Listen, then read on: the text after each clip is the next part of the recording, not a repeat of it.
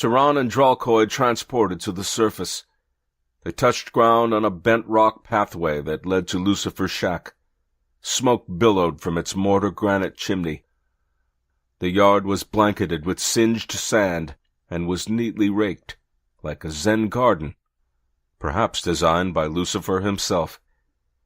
Set in the center was an ancient dead tree, a colossal blackened and twisted trunk which gave way to contorted limbs bent downward like a disfigured entity.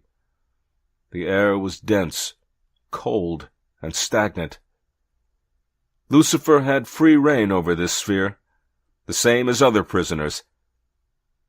Tyron stepped inside the doorway. Lucifer sat on a chair side-saddled, whittling the final touches on the wings of an angel made from a light bark, his eyes intensely focused on the creation at hand. Tyron gave Dralcoid the telepathic command to begin recording. He stood near the door, his eyes splaying light outward to capture everything holographically. Lucifer acknowledged the Huroid by glancing at him from under furrowed brows. Tyron picked up the figurine. It was him. Lucifer paced slowly to the window, folding his arms across his chest, deep in thought. His blank catatonic stare into the black sky was plagued, and you could feel him hiding the tension in his bones. It was evident he wanted off this world. Under the guise of its force field, Planet made the thought jump into the outer atmosphere, and was a fiery blaze that spread sunlight to the surface below. Lucifer's face softened, his features wreathed in warmth. He relaxed and closed his eyes, remembering what it was like to be touched by golden rays. You could actually sense every living thing on the planet's surface raise its head to a higher power. The fleet arrived, glowing like mini-suns all around Planet, adding to the brilliance of daylight. "This morrow the light doth travel to me by chariots of solar fire." Lucifer finally broke his silence in a soft voice. He looked Tyron in the eye with great dramatic flair.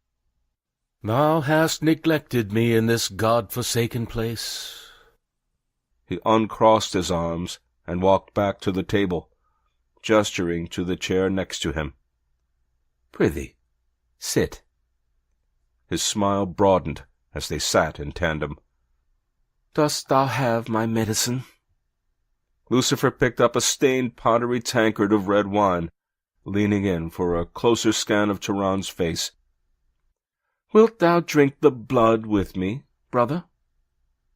Tyron did not answer.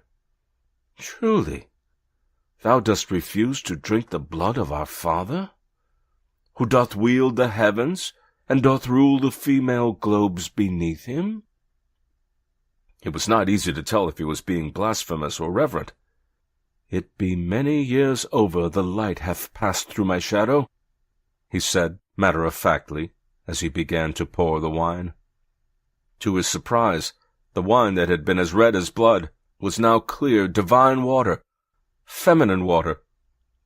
His eyes twinkled with inquisitiveness. "What trickery hast thou wrought here, friend?" "Something you have never received," Tyron affirmed. "Drink your medicine."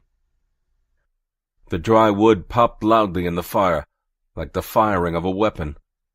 Tyron threw his head around at the noise, and as he did, Lucifer crushed a spark between his fingers and licked the ash to his tongue. Tyron produced the golden promise cloth from his belt-band.